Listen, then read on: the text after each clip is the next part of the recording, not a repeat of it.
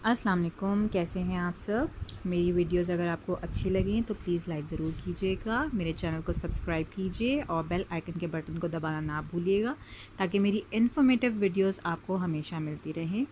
आज मेरी वीडियो का टॉपिक है क्राइंग बेनिफिट्स ऑन हेल्थ, यानी रोने से हमारी बॉडी पे, हमारी सेहत पे और हमारी नेचर पे क्या असरात पड़ते हैं। तो आज मैं इस वीडियो में बताऊंगी और ये बज़ाहिर ऐसी वीडियो है जो आपको लगे कि शायद ये इम्पॉर्टेंट नहीं है, लेकिन ये हद से ज़्यादा इम्पॉर्टेंट है। इसकी हमारी लाइफ में रोने की बहुत ज़्यादा अहमियत है। सबसे पहले मैं जो है डिस्क्राइब करूँगी कि आंसू किस किस तरह के होते हैं। एक होता है रिफ्लेक्स, एक होता है बेजल यानी कंटिन्यूस टीयर्स, और तीसरा है इमोशनल। रिफ्लेक्स आंसू वो होते हैं, रिफ्लेक्स टीयर्स वो होते हैं जो आपको धुएं से, डस्ट से या अनियन काटते हुए या किसी भी अचानक कोई चीज़ होने से आपकी आंखों में आ जाते हैं आंसू, तो वो कहलाते हैं रिफ्लेक्स टीयर्स। कंटिन्यूस टीयर्स वो हैं जो आपकी आइज़ को लिब्रिकेट रखते हैं, यानी उसको वेट रखते हैं ताकि आपकी आइज़ जो हैं वो ड्राई ना हो। तीसरा है इमोशनल टीयर्स। इमोशनल टीयर्स जो है वो बहुत इम्पॉर्टेंट है और हमारी लाइफ पे उसका बहुत गहरा असर है। तो सबसे पहले डिस्क्राइब करूँगी कि इमोशनल टीयर्स के अंदर क्या होता है। इमोशनल टीयर्स के अंदर स्ट्रेस हार्मोन होता है, टॉक्सिन्स होते हैं और 98% वाटर होता है। ये कब बहते हैं? जब हम उदास हों या खुश हों या बहुत ज़्यादा इमोशनल हों।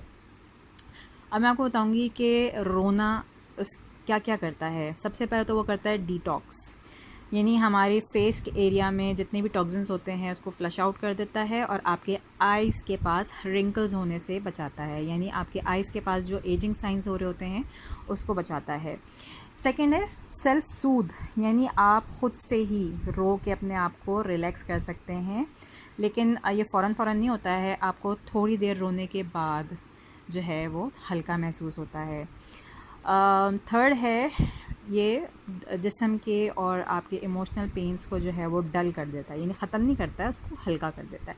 अब ये कैसे होता है कि जिस वक्त आप थोड़ी देर रोते हैं तो ऑक्सीटोसिन और एंडोर्फिन्स, ये फील गुड केमिकल्स हैं जो दोनों रिलीज़ होते हैं और आपकी फ़िज़िकल और इमोशनल पेन को जो है वो रिलैक्स करते हैं अगर आप थोड़ी देर तक रोएं। अच्छा, एंडोर्फिन्स क्या करते हैं? एंडोर्फिन्स जो है वो बॉडी में रिलीज़ होके आपकी बॉडी को थोड़ी सी देर के लिए हल्का सा नम कर देते हैं, यानी आपको सुन कर देते हैं थोड़ी देर। और ऑक्सीटोसिन क्या करता है? वो आपको जैसे आप बिल्कुल रिलैक्स हैं और आप अच्छा फ़ील कर रहे हैं वो सेंस देता है, आपको वो सेंसेशन देता है ऑक्सीटोसिन। नंबर फोर्थ, आपका मूड इम्प्रूव करता है। अगर आप किसी के सामने रो देते हैं तो आपको सपोर्ट भी मिलती है, आपको जो है वो गम से रिकवर करने में हेल्प करता है, आपके इमोशनल बैलेंस को जो है कायम करता है। जैसे समटाइम्स ऐसा होता है कि हम जब बहुत ज़्यादा दुखी होते हैं तब भी आंखों में आंसू आते हैं, और अगर हम कभी बहुत ज़्यादा खुश हो जाएं तब भी हम रो पड़ते हैं। तो बेसिक जो बहुत ज़्यादा स्ट्रॉन्ग आपकी इमोशन होता है, बहुत ज़्यादा जो एक स्ट्रॉन्ग फीलिंग होती है, वो आपकी सेहत पे असर डाल रही होती है। तो इम्यूनिटी उसी वक्त आपको रुला के उस असर को, जो ख़तरनाक असर आपकी बॉडी पे जा रहा होता है, उसको फ़ौरन रिलीज़ करने की कोशिश करती है। अच्छा, इसके बाद आता है कि आप रो के अच्छे से ब्रीथ कर सकते हैं, यानी अच्छे से सांस ले सकते हैं। इसकी मिसाल मैं ये दूंगी कि दुनिया में जब बच्चा आता है तो वो सबसे पहला काम क्या करता है? वो रोता है। अगर वो ना रोए तो उसके लंग्स जो है उसमें ऑक्सीजन नहीं जाती है। तो सबसे पहला काम ही दुनिया में आके रोना है, और इस रोने का फ़ायदा ये होता है कि बॉडी में ऑक्सीजन ट्रैवल करती है, सर्कुलेट करती है और लंग्स मज़बूत होते हैं। तो कोशिश कीजिए बच्चों को थोड़ी देर रोने दिया करें ताकि उनके लंग्स मज़बूत हों। अच्छा, फिर जो बच्चे रोते हैं, छोटे बच्चे अगर रोते हैं तो उनको रोने दीजिए, क्योंकि ऑक्सीजन जब उनको मिलती है तो वो अच्छे से सुकून से सो पाते हैं। नंबर 10 है कि जब इंसान रोता है तो पूरी बॉडी में बहुत अच्छे से ऑक्सीजन सर्कुलेट करती है। जो आपको एक आसाबी तनाव, आसाबी खिंचाव होता है वो नहीं होता है, वो ख़त्म हो जाता है। दिल की सख्ती नहीं होती है। तो ये वो सारी चीज़ें हैं जो रोने से होता है। इवन बहुत से लोग रोते वक्त उनकी जो है वो नाक बहने शुरू हो जाती है, तो नेज़ल क्लींजिंग भी करता है। रोने के बाद आँखें आपकी बड़ी साफ़ हो जाती हैं, चमकदार हो जाती हैं, ठीक है। लेकिन यहाँ पे अब मैं मज़ीद आपको बताऊँगी कि जो लोग नहीं रोते हैं उसका नुकसान क्या होता है। सबसे पहले तो उनको होता है आसाबी खिंचाव, ठीक है। वो डिप्रेशन का शिकार होते चले जाते हैं, वो उनका मूड भी जो है वो ख़राब रहने लगता है, नाउम्मीदी, गमगीन रहने लगते हैं, बेचैनी रखती है, भूख में तब्दीली आ जाती है, या तो बहुत ज़्यादा भूख लगनी शुरू हो जाती है या भूख लगना बिल्कुल ख़त्म हो जाती है, या तो वज़न बहुत ज़्यादा बढ़ जाता है या वज़न बिल्कुल ही घट जाता है, एनर्जी कम हो जाती है, कभी ऐसा होता है कि नींद बिल्कुल उड़ जाती है या इंसान हद से ज़्यादा सोने लग जाता है। ऐसे दर्द शुरू हो जाते हैं जिसको एक्सप्लेन करना या उसकी वजह जो है वो समझ में नहीं आती है।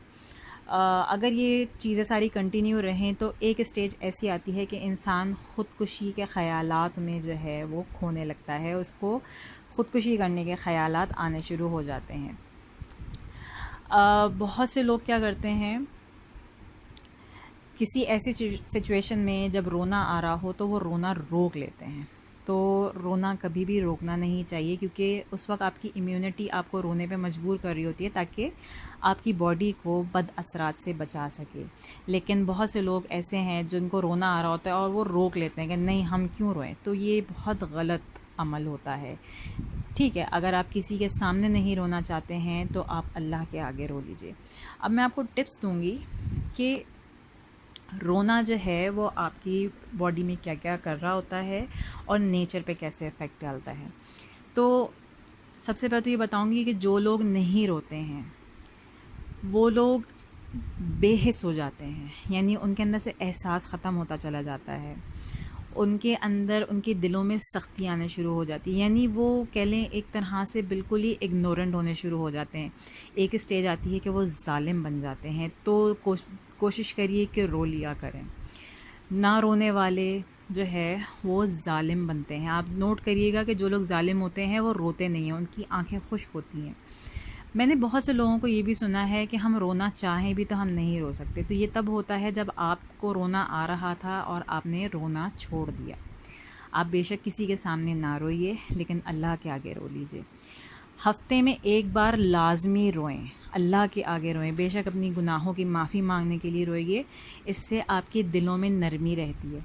बहुत ज़्यादा नहीं रोना है, यानी हर वक्त नहीं रोना है। हर वक्त रोने से आप बुज़दिल बन जाते हैं।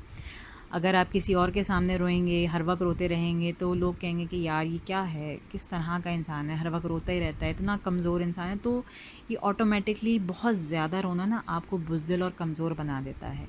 लेकिन हफ्ते में एक बार रो लेना या महीने में 3-4 बार रो लेना, अल्लाह के आगे रो लेना, उससे ये होता है कि आपका दिल भी हल्का हो जाता है और आप जो है वो लोगों की नज़रों से भी बच जाते हैं। अब मैं आपको बताती हूँ कि अल्लाह के आगे रोने से क्या फ़ायदा है। अल्लाह के आगे रोने से फ़ायदा ये है कि एक तो आपकी पर्दादारी रहती है, आप जो है बहुत रिलैक्स फ़ील करते हैं, अल्लाह भी राज़ी होता है और आपकी लाइफ के मामलात भी अच्छे होने शुरू हो जाते हैं और आपकी सेहत पे भी जो है वो फ़र्क आता है।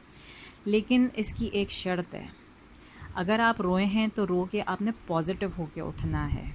आपने इस उम्मीद के साथ उठना है कि अब इंशाल्लाह सब अच्छा होगा। इस सोच से आपका मूड भी अच्छा होता है और आप जो है वो अपनी लाइफ में अच्छी उम्मीद के साथ आगे बढ़ना शुरू करते हैं। अपने बच्चों को रोने की आदत डालिए अल्लाह के आगे, ख़ास तौर पे लड़कों को। हमारे माशरे में एक जुमला बड़ा फ़ेमस है कि लड़के हो तुम्हें रोना नहीं चाहिए, मर्द नहीं रोते हैं। यही जुमला इनको जालिम बनाता है, यही जुमला इनको बेहिस बनाता है। तो आदत डालिए बच्चों को, अपने बच्चों को, कि वो अल्लाह के आगे रोएं, अल्लाह से बेशक माफ़ी मांग के रोएं। तो इसके बहुत फ़ायदे हैं। जो अगर नहीं रोते हैं तो वो बड़े होके फिर इसी तरह जालिम बनते हैं और फिर वो दूसरों की बेटियों की लाइफ जो है वो मुश्किल बना देते हैं। तो सबसे पहले आपने ये करना है कि आपने अपने बच्चों को, ख़ास कर लड़कों को, आपने अल्लाह के आगे रोने की आदत डालनी है। उनको ये जुमला मत बोलिए, ठीक है, उनको स्ट्रॉन्ग बनाइए, आप उनको दुनिया से लड़ने की ताकत दीजिए, लेकिन उनकी दिलों की नरमी को कायम रखिए, क्योंकि जो लोग नरमी नहीं रखते हैं वो जालिम बन जाते हैं। बहुत से लोग शिकायत करते हैं कि जी हमें जो है वो घबराहट होती है, हमें सांस सही नहीं आ रहा है, या जो लोग खौफ का शिकार होते हैं, ऑटोमेटिकली उनके साथ ये होना शुरू हो जाता है कि उनको घबराहट होती है, वो खुली हवा की तरफ भागते हैं या उनके जो है वो सांस लेना मुश्किल हो जाती है। तो ये सारे डिप्रेशन की अलामात हैं। आप जब मुसलसल किसी डिप्रेशन का, किसी सोच का, ओवर थिंकिंग का या खौफ का शिकार होते हैं तो आपके जिस्म के अंदर ऑक्सीजन सर्कुलेट होना कम हो जाती है और उसके नतीजे में घबराहट होती है, और यही घबराहट बढ़ते बढ़ते आपके शॉर्टनेस ऑफ ब्रेथ की तरफ ले जाती है। तो कोशिश कीजिए अपने आप को रिलैक्स करने के लिए रो लिया करिए। किसी के सामने अगर रोने का दिल नहीं करता है, दिल बिल्कुल नहीं करता है, तो आप प्लीज़ अल्लाह के आगे रो लीजिए। नौमौलूद बच्चों को बहुत से लोग क्या करते हैं, उनको रोने नहीं देते हैं। अल्लाह ताला ने ये सिस्टम रखा हुआ है कि बच्चा जब तक रोएगा नहीं, उसके लंग्स मजबूत नहीं होते हैं और उसके ऑक्सीजन सर्कुलेट सही से नहीं होती है। तो कोशिश कीजिए कि बच्चों को थोड़ी देर रोने दीजिए, बहुत ज़्यादा नहीं, थोड़ी देर। तबीयत की वजह से अगर बेचैन है तो जाहिर सी बात है कि वो लगातार रोते रहेंगे। तो ज़्यादा रोना इंसान को बुज़दिल बना देता है, कम रोना या बिल्कुल ना रोना इंसान को जालिम, बेहिस बना देता है। तो हमेशा मियाना रवि इख्तियार कीजिए, कभी कभी रो लिया कीजिए। जापान में तो बाकायदा इंस्टीट्यूट्स बने हुए हैं कि वहाँ पे लोग अपने ट्रेडिशनल जो है वो ड्रेसेस पहन के जाते हैं और रो के अपना दिल हल्का कर लेते हैं। लेकिन दिल हल्का करने का मकसद ये होता है कि जब आपने रो लिया, अच्छे से रो लिया, और उसके बाद आप पॉजिटिव होके उठे। अगर आपने नेगेटिव होके उठना है, आपने गम के साथ उठना है, ना उम्मीद होके उठना है, तो फिर आपकी सेहत पे अच्छे फ़ायदे नहीं होंगे। तो कोशिश कीजिए कि रोइए, अपना दिल हल्का कीजिए, क्योंकि रोने का आपकी आम ज़िंदगी पे बहुत ही ज़्यादा बड़ा किरदार है। अगर कोई किसी को आप देखें कि जी कोई किसी हादसे से गुज़रा है और वो नहीं रो रहा है, तो ये मत सोचिए कि वो बहुत मज़बूत है। इसका मतलब ये है कि वो सदमे में है। तो उसको कोशिश कीजिए, उसको रुला दीजिए, क्योंकि रो लेगा तो उसकी सेहत पे नहीं पड़ेगा। लेकिन जो लोग नहीं रोते हैं वो सख्त इंसान होते चले जाते हैं, और अल्लाह ताला को सख्ती नहीं पसंद, अल्लाह ताला को दिलों की नरमी पसंद है। इसीलिए अल्लाह ताला ने कहा है कि मेरे आगे रो, मेरे आगे रो, क्योंकि वो पर्दादारी रखता है और आपकी सेहत को जो है वो बेहतरीन रखता है। तो अल्लाह की इस बात को बिल्कुल इग्नोर ना करिए, अच्छे से रहिए, दिल हल्का करके रहिए, क्योंकि आजकल लोग रोते नहीं हैं, ज़ब्त कर जाते हैं और यही ज़ब्त उनके आसाब पे पड़ता है। तो रो लेना सेहत के लिए बहुत ही बेहतरीन है। इससे आपकी ना सिर्फ ऑक्सीजन ट्रैवलिंग जो है, ऑक्सीजन सर्कुलेशन सही होती है, और आप नींद भी जो है आपको बहुत अच्छी आती है। अगर आपको नींद बेहतर करनी हो तो आप सुबह के वक्त डीप ब्रीदिंग करिए, गहरी सांसें लीजिए, ताकि आपके जिस्म के अंदर ऑक्सीजन जो है, प्योर ऑक्सीजन ट्रैवल करे और आपकी नींद बेहतरीन हो, क्योंकि ऑक्सीजन सर्कुलेशन जो है वो आपकी नींद को भी बेटर करती है। तो इंशाल्लाह नेक्स्ट वीडियो के साथ फिर हाज़िर होंगी। तब तक के लिए अल्लाह हाफ़िज़।